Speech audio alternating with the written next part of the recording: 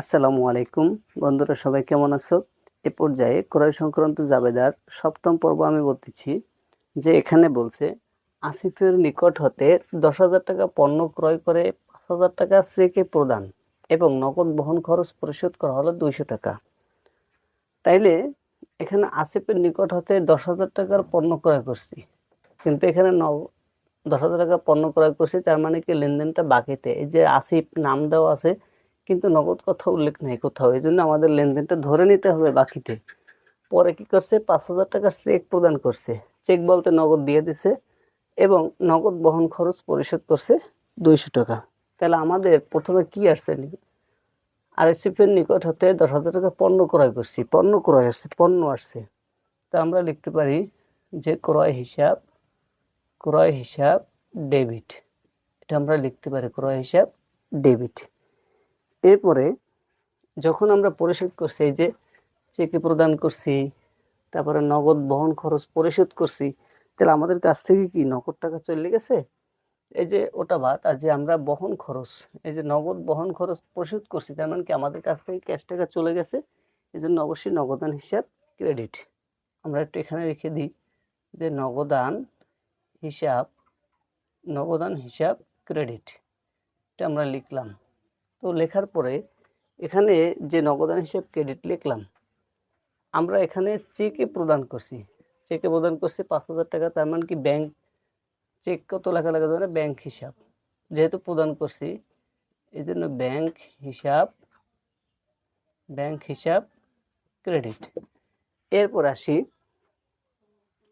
যখন আমরা আসিফের নিকটতে পণ্য ক্রয় করছি 10,000 টাকা, যখন পণ্য ক্রয় করছি তখন অবশ্যই ধারে ধরে নিতে হবে, সেহেতু আমরা অবশ্যই পাওনাদার, সে আমাদের কাছে পাওনাদার।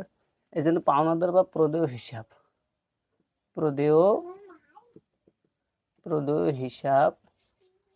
হিসাব এই যে ক্রেডিট। এরপরে আরেকটা কি, যখন নগদের উল্টা, এই যে নগদান হিসাব ক্রেডিট, এখানে আমাদের একটা বহন খরচ আছে, এই যে 200 টাকা। এই বহন খরচ 200 টাকা আমাদের দেখাইতে হবে ডেবিটও, যে আন্ত পরিবহন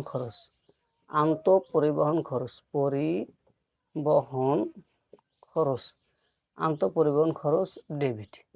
এই যে আমাদের এটা দেখাতে হবে, এই যে পরিবহন খরচ আর নগদান খরচ, এই নগদে আমরা যখন ব্যয় করছি এই পরিবহন খরচ যখন নগদ যে সাইটে থাকবে তার বিপরীতে নগদ হয়েছে ক্রেডিট, তাহলে পরিবহন ডেবিট। নগদ যদি ডেবিট হয় পরিবহন ক্রেডিট হবে। আর যখন আমরা ক্রয় করব তখন পরিবহন, যখন বিক্রয় করব তখন বহি পরিবহন। এখন টাকাটা লিখি, ক্রয় হিসাব আমরা কত ক্রয় করছিলাম, 10,000 টাকা। এই যে আমরা লিখে দিই 10,000 টাকা আমরা এই করছিলাম, আর পরিবহন খরচ হলে 200। এখন আসি ব্যাংক। এই যে ব্যাংকে আমাদের নিচে কত চেক প্রদান করছি, 5,000 টাকা। তা ব্যাংকের ঘরে আমরা এই যে ক্রেডিটে 5,000 লিখতে পারি, 5,000।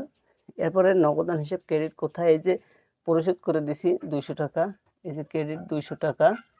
এরপরে আর আছে কি প্রদেয় হিসাব। তাহলে আমরা 10,000 টাকা যদি পণ্য ক্রয় করে থাকি, সেখান থেকে যদি 5,000 টাকা চেকে প্রদান, আরও 5,000 টাকা প্রদেয়, আমাদের পাওনাদার আরও 5,000 টাকা, এই 5,000 টাকা। তো আশা করি সবাই বুঝতে পারছো। এরপরে 10% কারবার ব্যাটটায় পণ্য ক্রয় 10,000 টাকা, 10% কারবার ব্যাটটা পণ্য ক্রয়, এখানে নামও নাই, নগদ কোথাও উল্লেখ নেই, তো লেনদেনটা নগদই হয়েছে। যেহেতু নাম নাই সেহেতু কারবার ব্যাটটা পণ্য ক্রয় করছে, আমাদের কাছে কি আসছে, পণ্য আসছে, পণ্য আসছে, যেন পণ্য লেখা যাবে না, ক্রয় হিসাব ডেবিট। এবং যেহেতু পণ্য ক্রয় করছি অবশ্যই কি ক্যাশ টাকা চলে গেছে, এই জন্য কি নগদান হিসাব ক্রেডিট। এই যে ক্রেডিট। এখন কথা হলো 10% কারবারি ব্যাটটা, যখন আমি পণ্যটা আনছি, 10,000 টাকার পণ্য আনছি না 1,000 টাকার, 1,000 যাই হোক 1,000 টাকার আমরা পণ্য আনছি, তখন 10%, তো 10% আমাদের বাদ দিতে হবে। 1,000 টাকা 10% আসে 100 টাকা, তো 100 টাকা বাদ দিলে কত হয়, 900। তাহলে এখানে হবে 900 টাকা। আশা করি বুঝতে পারছো।